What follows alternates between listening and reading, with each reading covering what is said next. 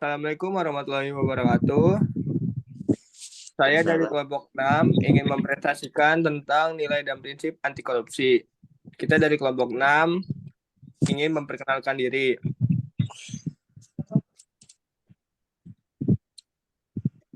Tolong dong diganti slide-nya.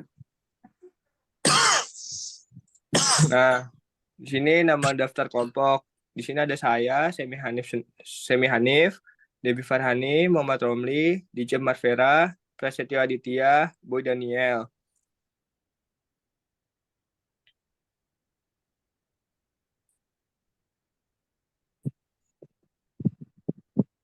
Dan bisa dijelaskan oleh Romli. Untuk yang pertama adalah pengertian korupsi. Korupsi berasal dari kata Latin yaitu corruption yang berarti pembusukan, kemerosotan, dan penyuapan. Menurut Undang-Undang RI Nomor 31 Tahun 2001 tentang Pemberantasan Tindakan Pidana Korupsi, korupsi adalah usaha memperkaya atau menguntungkan diri orang lain dengan cara melawan hukum yang dapat merugikan keuangan atau perekonomian negara.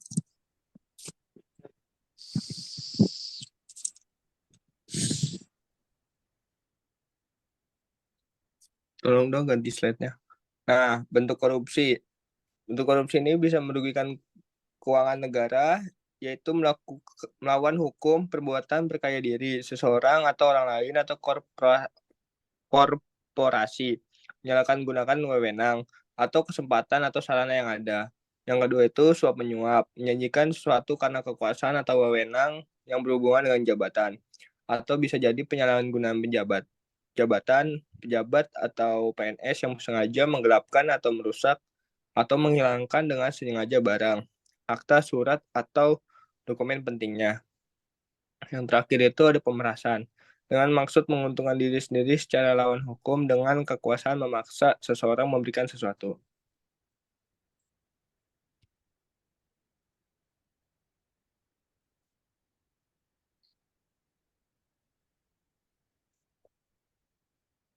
Bisa dijelaskan oleh Romli, kan saya. Nilai-nilai anti korupsi adalah nilai-nilai yang ditanamkan pada individu dan masyarakat untuk mencegah terjadinya tindakan korupsi. Beberapa nilai anti korupsi yang penting untuk ditanamkan pada individu dan masyarakat antara lain adalah integritas. Integritas adalah nilai yang menekankan pada kejujuran dan moralitas dalam bertindak. Contohnya seperti seorang pejabat yang menolak suap meskipun jumlahnya besar.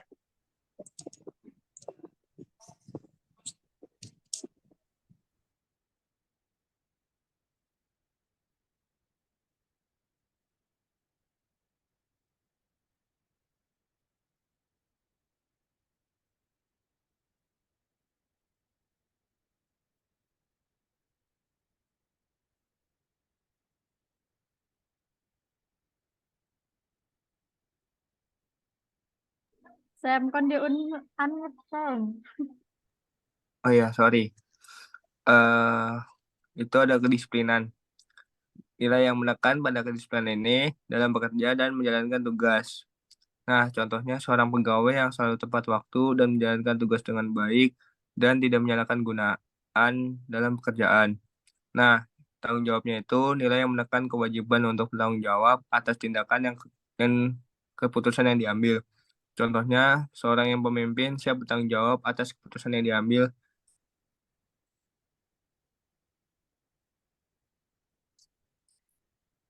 Lalu selanjutnya ada keadilan, yaitu nilai yang menekankan perlakuan yang adil dan merata terhadap semua pihak.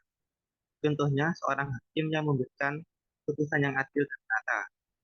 Lalu nilai keberanian, nilai yang menekankan pada keberanian dalam mengambil tindakan benar, meskipun sulit atau beresiko.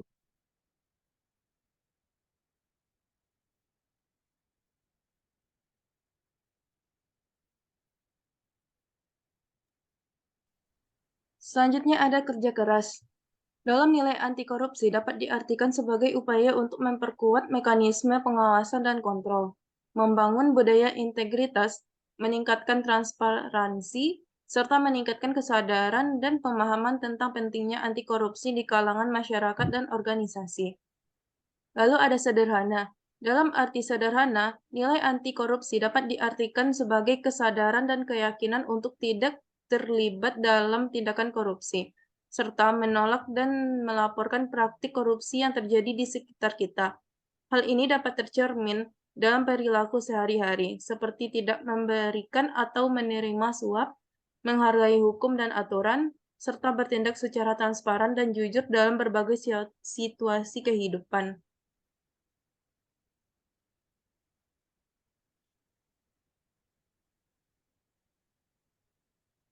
Mandiri. Mandiri dalam konteks nilai anti korupsi mengacu pada kemampuan untuk tidak tergantung pada praktik korupsi atau gratifikasi untuk mencapai tujuan atau memperoleh keuntungan pribadi.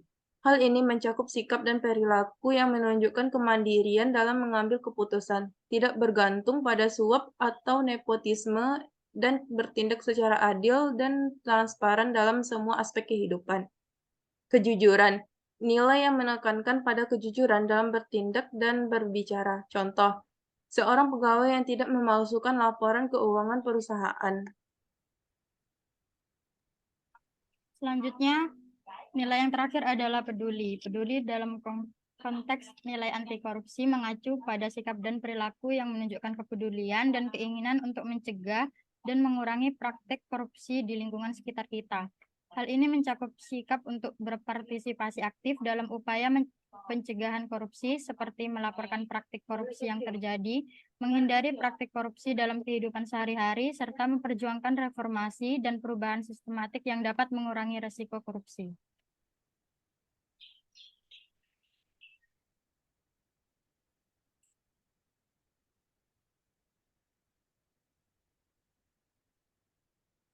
Penerapan nilai-nilai tersebut memiliki dampak positif dan negatif. Positifnya, penerapan nilai-nilai anti korupsi dapat mencegah terjadinya korupsi dan memperbaiki tata kelola pemerintahan yang baik.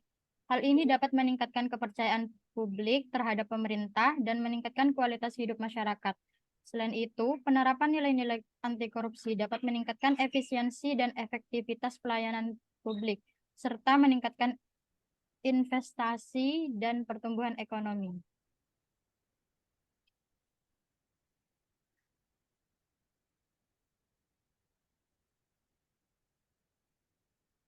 Dan untuk minusnya adalah penerapan nilai-nilai anti korupsi memerlukan waktu dan upaya yang cukup besar, serta memerlukan kesadaran dan partisipasi aktif dari seluruh masyarakat.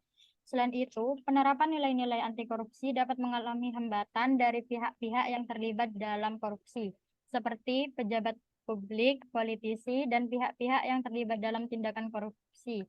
Oleh karena itu, diperlukan upaya yang terus-menerus dan konsisten dalam menerapkan nilai-nilai anti korupsi untuk mencapai tujuan yang diinginkan. Prinsip-prinsip anti korupsi. Nah, yang pertama itu ada akuntabilitas. Itu kesesuaian antara aturan dan pelaksanaan kerja. Yang kedua itu kewajaran. Nah, yang dimaksud dari kewajaran itu untuk mencegah adanya ketidakwajaran atau manipulasi dalam penganggaran dalam bentuk markup maupun ketidakwajaran lainnya.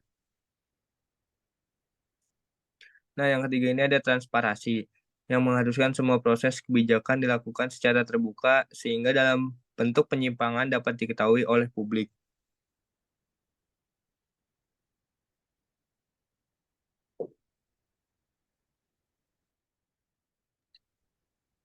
Mungkin bisa dibaca oleh rekan saya, Debbie.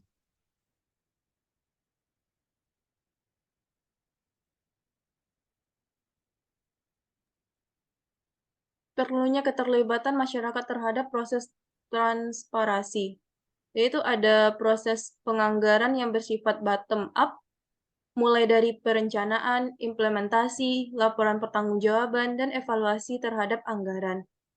Selanjutnya ada proses penyusunan kegiatan atau proyek pembangunan, juga terkait dengan proses pembahasan tentang sumber pendanaan dan alokasi anggaran. Lalu ada proses pembahasan tentang pembuatan rancangan peraturan yang berkaitan dengan strategi penggalangan dana. Lalu ada proses pengawasan dalam pelaksanaan program dan proyek pembangunan yang berkaitan dengan kepentingan publik. Yang terakhir yaitu ada proses evaluasi terhadap penyelenggaraan proyek yang dilakukan secara terbuka.